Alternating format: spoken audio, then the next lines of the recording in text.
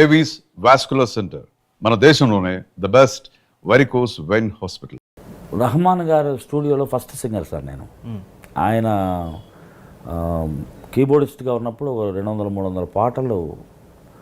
ఇది మన గుంగుమాయించు కొంచెం, కొదం సింహంలో పిల్లు జావిల్లు నీ ఒళ్ళు బడ్డా, వీటన్నిటికీ రహమాన్ గారు వాయించారు కీబోర్డ్. ఆయన దిలీప్ నేమ్తో. ఆయన స్టూడియో పంచతన్ రికార్డింగ్ సెంటర్. ఆయన కట్టక ముందు నుంచి మంచి ఫ్రెండ్. నాకన్నా చిన్నోడు, 6 months 10 months 1 year లోపు మాకు డిఫరెన్స్. సో చాలా ఆప్యాయత ఉండేవాళ్ళం. నేను సింగర్ అయ్యానన్న బిహేవియర్ నా దగ్గర ఎప్పుడు ఆయన దగ్గర చూపించేవాడిని కాదు. బాస్ ఎట్లా ఉన్నారు ఏంటని ఆ కలుపుకోలుతనం ఆయన కీబోర్డిస్ట్గా ఉన్నప్పటి నుంచి ఒక ర్యాప్ ఉండటం వల్ల ఏమో ఆయన స్టూడియో ఓపెనింగ్కి ఆ రోజు ఆ మైక్ ఏదో ఏకేజీ మైక్ ఏదో కొన్ని పెట్టి ఒక కార్డ్స్ ఇచ్చి ఒక టేప్ ఒకటి పెట్టి జస్ట్ రికార్డింగ్ అల్లాహు అక్బర్ అల్లాహు అక్బర్ ఎల్లాము ఉన్నరుల్ వల్లోని కచ్ జిన్, అది ఫస్ట్ రికార్డ్ అయింది దాంట్లో. దాని తర్వాత ఆయనకి జింగిల్స్, నేను మెయిల్ వాయిస్, నేను మాల్గుడి శుభ వచ్చేసి ఫిమేల్ వాయిస్ ఉంటే తను శుభ గారు. అట్లాగా మాకు ఆయనతో అనుబంధం. రోజాలో వినరా వినరా దేశం మనదేరా, తెలుగు నేను పాడాను, హరిహరన్ గారు హిందీలో పాడారు, తమిళ్లో పాడారు.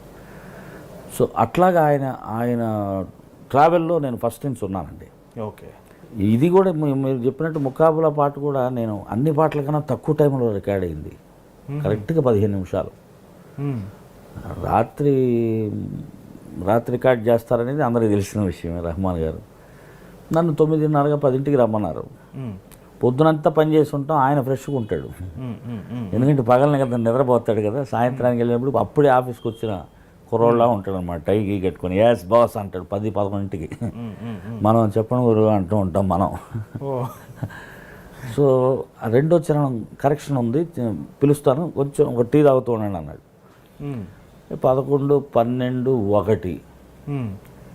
1 గంటకి లేపి జస్ట్ ఒక ½ an hour రెడీ అవ్వమన్నారు అన్నాడు అసిస్టెంట్. నేను నిద్రపోయా ఈలోపు 2-2:30 గంటలు, 1 ఎంతో టైము. ఇప్పుడేమో రికార్డింగ్ రా, వోకల్ కార్డ్స్ అంతా నిద్రపోయే పరిస్థితులు. ఇప్పుడు చెప్తేనేమో తను డే టైంలో అందరు దొరకట్లేదనే కదా నేను నైట్ రికార్డింగ్లు పెట్టుకుంటున్నా, నైట్ వర్క్ చేయనంటే ఎట్లాగా అంటాడు. మళ్ళా నైట్ ఎవరు ఖాళీ లేదని చెప్పలేరు కదా, sitar player. Sir I'm busy sir, some other studio అనలేడుగా. అందుకని నైట్స్ పెట్టి డబుల్ పేమెంట్ ఇచ్చేవాడు. చాలా ధర్మం గల మ్యూజిక్ డైరెక్టర్ ఆయన రహమాన్ గారు. సరే నేను కిందకి వెళ్ళి టీ తాగుదామని వెళ్ళినోడిని అక్కడేదో మంచి బిర్యానీ ఏదో కనపడితే కొంచెం గుమ్మ తినేసేసి ఇంకా నిద్ర ఎక్కువైంది నాకు. మళ్ళా పడుకున్నా. 2:15కి లేపాడు. Just 45 minutes. మళ్ళీ లేపేటప్పటికి సార్ ఇంకా 10 minutesలో రెడీ. అదే 2:30 అవుతుందిరా, ఇప్పుడేం రెడీరా, రేపు వచ్చి పాడతా అని చెప్పారంటే ఆ ముఖం మీరు వెళ్ళి చెప్పండి. చిన్నగా వెళ్ళా, అదా అంటున్నాడు ఆయన.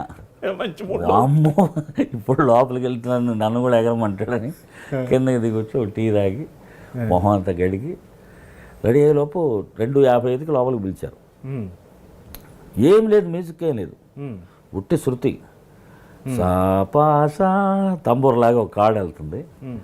బస్ మెక్సికన్ మూడ్, ఆ మూడు, ఆ గుర్రాలు అంటాడు. నేను సగం నిద్రలో ఉన్నా, సగం చెప్పు నీ స్పీడ్లో నువ్వు చెప్పు, నేను వింటున్నా కదా అన్నట్టు నేను చూస్తున్నా. ఒక డిఫరెంట్ ఫీల్ అంటున్నాడు. సరే లిరిక్ ఇవ్వండి సార్. ముకాబులా లైలా అని తమిళ్ వెర్షన్ ఫస్ట్. మొత్తం కలిపిన 15 లైన్లు. మీనింగ్ ఏంటి సార్ ముక్కాల? జస్ట్ క్యాజువల్ వర్డ్ అండి, అంతే. Just okay. ముకాబులా అంటే మీట్ అవడం అనేది హిందీ వర్డ్. అది ఒక రైమింగ్ కోసం వేశారు వాలి గారు, మహానుభావుడు. ఎంత గొప్ప రైటర్ అండి ఆయన, ఎంత గొప్ప కవితలు ఆత్రేయ గారు లాగా, సముద్రాల గారు లాగా రాయగలరు. ఇట్లాంటి పాటలు కుర్రాళ్ళలాగా రాయగలరు. చెప్తే రకరకాల డిఫరెంట్ వాయిస్లో కావాలన్నాడు ఆయన. రైట్ సార్ అని చెప్పేసి ఘంటసాల గారి లాగా ముక్కలా ఈ టైపులన్నీ చేసాం. ఏదో ఓల్డ్ మ్యాన్ పాడేట్టుంది అన్నాడు. ఏమంటే టీఎంఎస్ లాగా ముక్కల ముక్కబుల లేలా అని ఆ పిసర్తో సహా. బాస్ ఇవన్నీ కాదు, లోకల్ కాదు, సంథింగ్ డిఫరెంట్. 3 గంటలకి సంథింగ్ డిఫరెంట్ అంటే నేనేం చేయను. ఏమనలేక ఇంకొక టీ తాగి వస్తారని ఒక 5-6 వాయిస్లు చూసాం. సాఫ్ట్గా నా వాయిస్, ఇంకో వాయిస్, రకరకాలు చూసి ఏం సెట్ అవట్లా. నాకు ఊపు రావడానికి అక్కడ బీట్ కూడా లేదు. క్లిక్ క్లిక్ అని ఒక మీటర్ క్లిక్ ట్రాక్ మాత్రమే ఉంది. నీ మ్యూజిక్, నీ వాయిస్ని బట్టి నీ మ్యూజిక్ చేయాలి, అర్థం చేసుకో అంటున్నాడు ఆయన. ఓహో. తెల్లారుజామున 3ంటికి ఇంత పెద్ద ఛాలెంజ్ నా మీద అవసరమా అని అనుకుని కిందకి వెళ్ళి మళ్ళీ టీ తాగుతుంటే అక్కడే దేవుడు ఉన్నాడు అనిపిస్తుంది సార్. చిన్న ట్రాన్సిస్టర్ బయట గుర్ఖ, నార్త్ ఇండియన్ అతను, గుల్షల్ మే గుల్ ఖిల్తే సాంగ్ వెళ్తుంది. ఆర్డి బర్మన్ గారి వాయిస్. 2 సిప్పులు వేసి ఆ వాయిస్ వెళ్ళింది. టీ కప్ అక్కడ పెట్టేసి పరిగెత్తుకెళ్ళా, బాస్ ఇంకో వాయిస్ ట్రై చేద్దాం.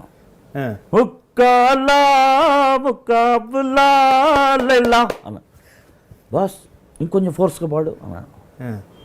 పాడా.